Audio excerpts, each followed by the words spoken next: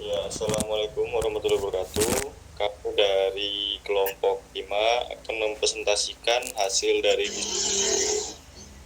tentang plagiarisme. Sebelumnya, alangkah baiknya kita memperkenalkan anggota-anggota kelompok kita terlebih dahulu. Nama saya Raffi Zaki Ade Pratama. Nama saya Ahmad Taidar Fakih. Nama saya Gandung Zaki Adam Marianto. Saya Hanan Salva Nabila. Saya Latifah Salman Nurifah. Saya Muhammad Bintang Teniago. Saya Putri Suryani. Saya Sandi Tama Prima Fitra Yuda. Saya Viva Faisal Irfani. Ya, di sini yang pertama kita akan membahas tentang pengertian plagiat yang akan dijelaskan oleh teman saya. Silahkan dijelaskan yang ingin menjelaskan. Pengertian plagiarisme. Pengertian plagiarisme sendiri itu tindakan mengambil ide atau teks karya atau informasi orang lain dan mengklaimnya sebagai milik sendiri tanpa memberikan sumber yang tepat. Gitu. Terusan bentuk ini salah satu bentuk pelanggaran etika dalam penulisan dan penelitian yang umumnya dianggap tidak sah dan tidak etis. Plagiarisme dapat terjadi dalam berbagai konteks, termasuk dalam penulisan akademis, jurnalisme, dan dunia maya. Terima kasih. Selanjutnya ada jenis-jenis plagiarisme. Jenis-jenis plagiarisme berdasarkan aspek yang dicuri. Pertama, plagiarisme ide. Seringkali plagiarisme dihubungkan dengan karya tulis. Namun sebenarnya plagiarisme dapat berlaku pula untuk karya ilmiah dan seni seperti karya sastra, lagu, musik, tari, dan lain sebagainya. Yang kedua, plagiarisme isi atau data penelitian. Plagiarisme ini isi penelitian sekaligus juga merupakan fabrikasi dan atau fasilitasi data. Tindakan yang lebih banyak dilakukan adalah falsifikasi data. Penelitian memiliki data sendiri, namun data tersebut tidak sesuai dengan yang diharapkan, lalu peneliti mengubahnya dengan maksud agar hasil penelitian sesuai dengan yang direncanakan. Ketiga, plagiarisme kata, kalimat, paragraf merupakan plagiarisme yang paling mudah ditemukan. Jenis ini dapat merupakan sebagai kata atau bahan seluruhnya diciplak tanpa menyebutkan sumbernya. Keempat, plagiarisme total. Plagiarisme yang dilakukan secara keseluruhan dan membuatnya seakan karya tersebut sebagai hasil buatan sendiri, mengganti judul, nama, atau menulis dalam bahasa lain tanpa menyebutkan sumber-sumbernya yang termasuk plagiarisme total. Ya, selanjutnya, klarifikasi berdasarkan sengaja atau tidaknya plagiarisme. Yang A, plagiarisme yang disengaja.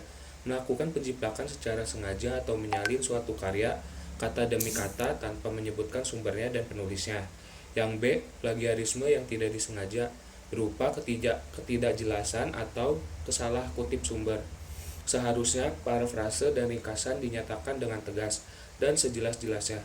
Pada awal dengan nama penulis, pada akhir dengan referensi kurung. Penulis selalu harus dengan jelas menunjukkan bila parafrase, ringkasan, atau kutipan dimulai, berakhir, atau terpotong. Lanjut. Selanjutnya ada klasifikasi berdasarkan proporsi atau presentasi kata, kalimat, paragraf yang dibajak. Yang pertama ada plagiarisme ringan, kurang dari 30%. Yang kedua plagiarisme sedang, 30 hingga 70%. Yang ketiga ada plagiarisme berat atau total, lebih dari 70%.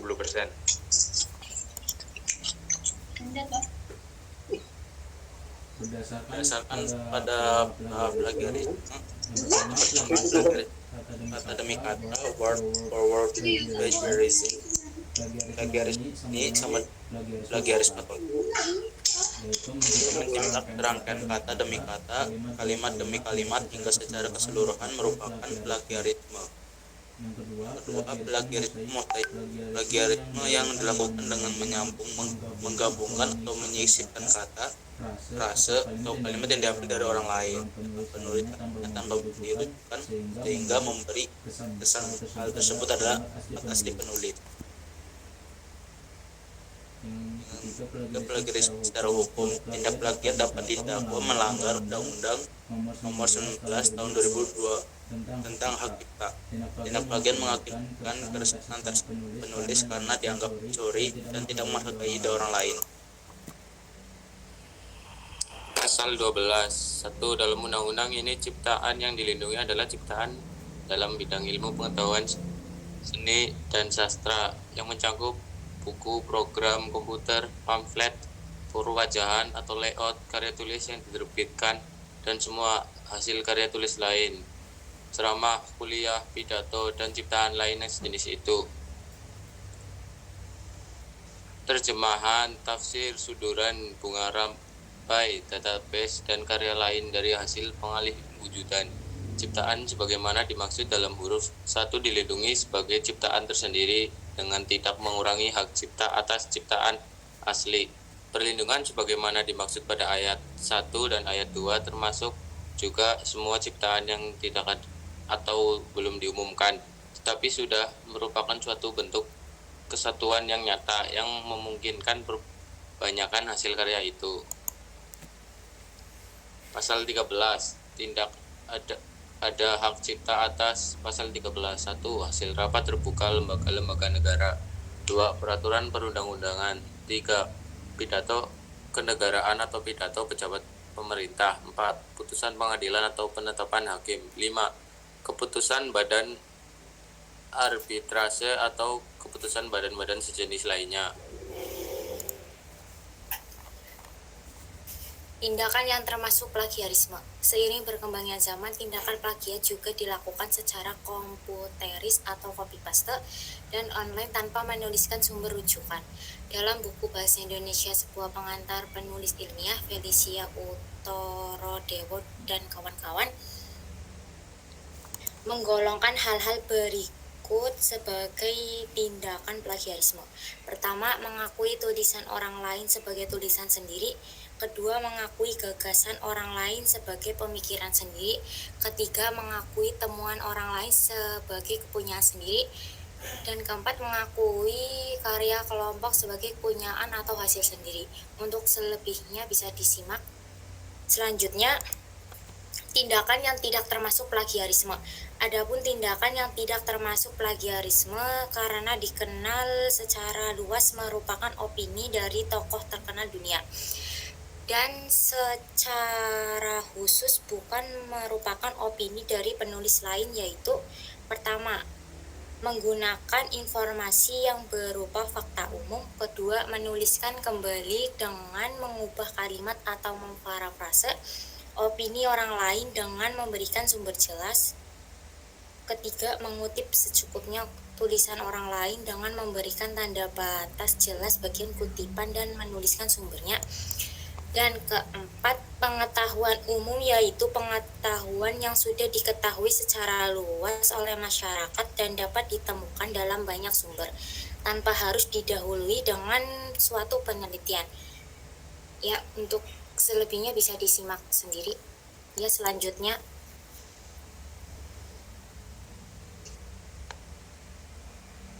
bisa dibahas oleh teman saya yang lain. Oh, ya. Cara menghindari plagiarisme. Beberapa cara yang dapat dilakukan agar terhindar dari plagiarisme antara lain: dalam menulis, baiknya menggunakan informasi yang berupa fakta umum. 2. Menuliskan sumber referensi untuk pernyataan-pernyataan yang diacu penulis. 3. Memberi batasan yang jelas, bagian mana saja dalam uraian yang merupakan kutipan dan bagian mana yang merupakan pernyataan penulis. 4. Jika penulis ingin memperkuat argumennya dengan mengacu pada pertanyaan seorang penulis yang telah diterbitkan, maka ia harus menyatakan dengan tegas dari sumber mana kutipan tersebut diambil. 5. Lebih baik menulis sendiri karya tulis ilmiah kita, walaupun mungkin sangat tidak bagus untuk dibaca, apalagi dipublikasikan dalam jurnal ilmiah. 6. Agar kita tidak terkena penyakit plagiarisme, sebaiknya biasakan menulis setiap hari, menulis pemikiran sendiri agar suatu saat dapat kita rangkai menjadi kalimat yang efektif dalam karya tulis ilmiah kita. 7. Banyak membaca karya tulis orang lain dan berupaya keras mencari referensi baik dari buku ataupun jurnal ilmiah terpercaya untuk mendukung teori. 8. Tidak mudah membuat sebuah karya tulis ilmiah. Kita harus sering berlatih menulis dan berupaya keras untuk menulis seotentik mungkin bahwa ini adalah hasil dari originalitas pemikiran sendiri dan bukan pemikiran orang lain yang kita akui sebagai pemikiran sendiri. Terima kasih. Stop plagiarisme. Ya, mungkin ada pertanyaan untuk kelompok kami. Mungkin bisa angkat tangan atau bagaimana?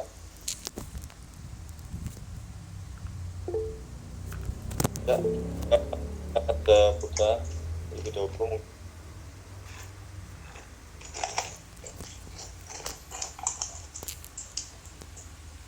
Silakan Mas Putra. Saya karena Saputra Kristanto ingin bertanya, bagaimana mungkin tulisan sendiri bisa disebut plagiat padahal sudah tulisan sendiri?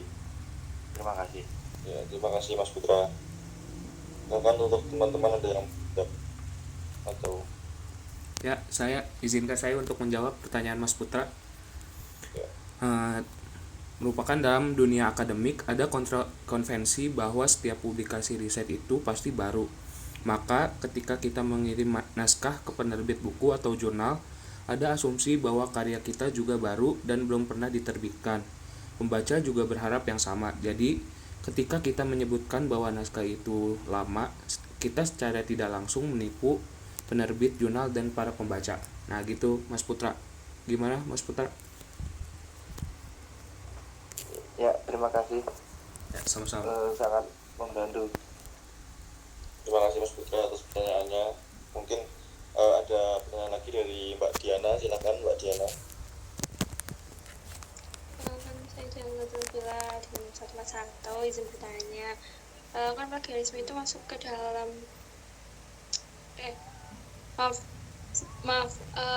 parafrase itu kan masuk ke plagiarisme.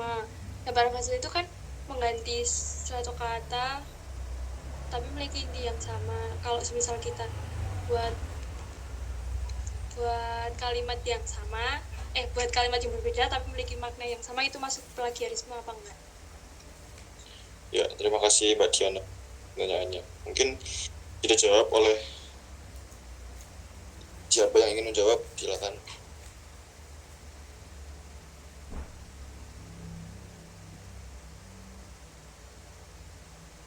Silakan yang ingin menjawab.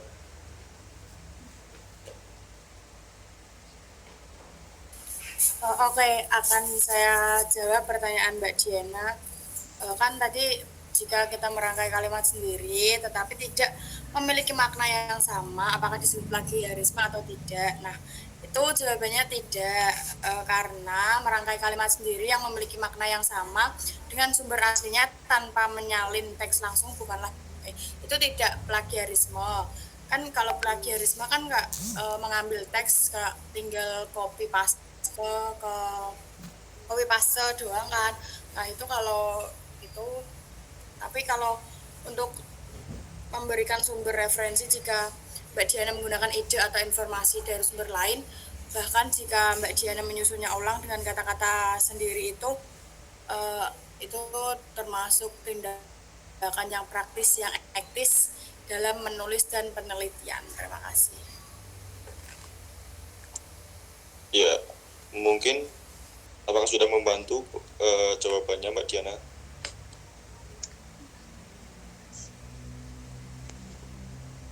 Ya, terima kasih untuk yang sudah bertanya. Mungkin sekian dari kelompok kami. Kurang lebihnya mohon maaf, semoga bermanfaat. Assalamualaikum warahmatullahi wabarakatuh. Waalaikumsalam. Waalaikumsalam warahmatullahi wabarakatuh. Waalaikumsalam warahmatullahi wabarakatuh.